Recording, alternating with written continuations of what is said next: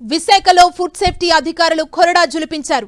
ఏకకాలంలో నగరంలోని అన్ని హోటల్స్ పై అధికారులు తనిఖీలు నిర్వహించారు. దాదాపు 20 బృందాలుగా ఏర్పడి సోదాలు జరిపారు. ఈ సోదాల్లో భారీగా కుళ్ళిన చికెన్, పాడైపోయిన ఫుడ్ ఐటమ్స్ కి కలర్స్ యాడ్ చేసి కుక్ చేస్తున్నట్లు అధికారులు గుర్తించారు. ఫుడ్ శాంపిల్స్ ని సేకరించిన అధికారులు ల్యాబ్ కి పంపించారు.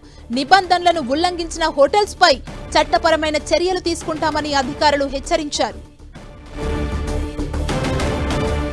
ఇక ఇదే అంశంపై ఫుడ్ సేఫ్టీ అధికారి పూర్ణచంద్రతో మా ప్రతినిధి జార్జ్ ఫేస్ టు ఫేస్. నగరంలో ఉన్న హోటళ్లపై ఫుడ్ సేఫ్టీ అధికారులు దాడులు నిర్వహిస్తున్నారు. ప్రజల నుంచి వచ్చిన ఫిర్యాదుల ఆధారంగా హోటల్స్ పై కొరడా జులిపిస్తున్నారు. ప్రస్తుతం దీనికి సంబంధించి మనతో మాట్లాడేందుకు ఫుడ్ సేఫ్టీ జాయింట్ డైరెక్టర్ అధికారి పూర్ణచంద్రరావు గారు ఉన్నారు. వారిని అడిగి తెలుసుకుందాం. సార్, నగర వ్యాప్తంగా ఉన్న హోటల్స్ మీద దాడులు చేస్తూ ఉన్నారు. ప్రజల నుంచి ఎటువంటి ఫిర్యాదులు మీకు అందుతున్నాయి? అందరికీ నమస్కారం.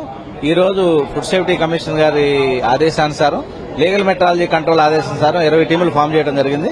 ఫుడ్ సేఫ్టీ ఆఫీసర్ 20 మంది, లీగల్ మెట్రాలజీ గారు 20 మంది తోటి ఓవరాల్ టౌన్, ఎందుకంటే ఇక్కడ నుంచి ఇది టూరిజం ప్లేస్ ప్లస్ ఇక్కడ నుంచి చాలా కంప్లైంట్స్ వస్తా ఉన్నాయి. ఏంటంటే స్టైల్ ఫుడ్ అమ్ముతున్నారని, సర్వ్ చేస్తున్నారని, కలర్స్ కలుపుతున్నారని, తర్వాత హైజీన్ కండిషన్స్ బాగాలేదని, తర్వాత ఫారిన్ మ్యాటర్స్ ఉంటున్నాయని చాలా కంప్లైంట్స్ వచ్చినాయి.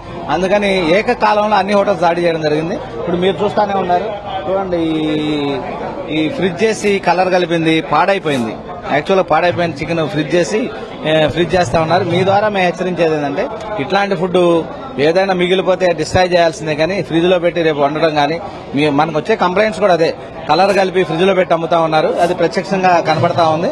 మేము మీ ద్వారా హెచ్చరించే హోటల్ యజమానులకు చెప్పేది ఏంటంటే ఖచ్చితంగా ఎఫ్ఎస్ఎస్ఏ నియమాలు పాటించాల్సిందే. పాటించిన వ్యక్తుల మీద ఖచ్చితంగా చట్టపరమైన చర్యలు తీసుకుంటాం.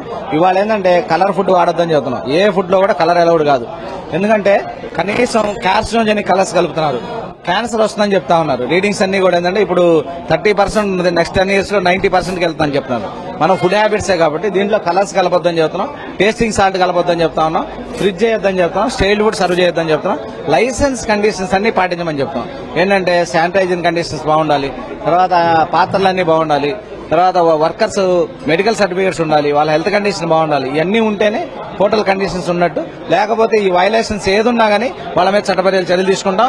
ఈ రైట్స్ ఇవ్వాలే కాదు, నిరంతరం కొనసాగుతాయి.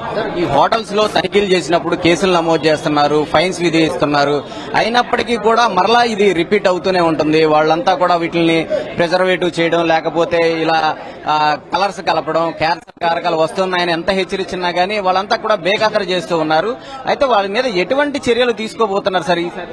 రైట్, మంచి క్వశ్చన్ అడిగారు. వాస్తవం ఏంటంటే చట్ట ప్రకారం ఒకసారి ఫస్ట్ నేరం చేస్తే ఫైన్ వేస్తారు, లేదా క్రిమినల్ చర్యలు తీసుకున్నాం.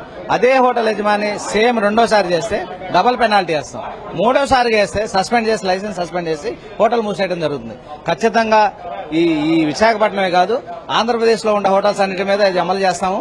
ఎవరైనా సరే నియమాలు పాటించకపోతే చట్టపరమైన చర్యలు తీసుకోవడానికి వెనకాల. నగర వ్యాప్తంగా ఉన్న హోటల్స్ అన్నింటిలో సైతం కూడా దాడులు అనేవి నిర్వహిస్తాము. ముఖ్యంగా ఇక్కడ ఏదైతే చూసుకున్నట్లయితే కనుక వీటిల్లో ఎక్కువగా కలర్స్ కలపడం, వీటిని నిర్వహించిన ఈ చికెన్ తినడం వల్ల అనేక సమస్యలు, ఆరోగ్య సమస్యలు కూడా వస్తున్నాయి. ముఖ్యంగా క్యాన్సర్ సైతం కూడా వస్తుంది. ఇప్పటికీ 10% ఉన్నది. ఇలాగే కంటిన్యూ అయితే కనుక 90% వరకు కూడా క్యాన్సర్ వచ్చే అవకాశం ఉందని చెప్తూ ఉన్నారు. ఏదేమైనప్పటికీ నిబంధనలు ఉల్లంఘిస్తే మాత్రం ఖచ్చితంగా హోటల్ను మూసివేస్తామంటూ కూడా అధికారులు హెచ్చరిస్తూ ఉన్నారు. కెమెరా పర్సన్ నరేష్ తో జార్జ్, 10 టీవీ, విశాఖ నుంచి.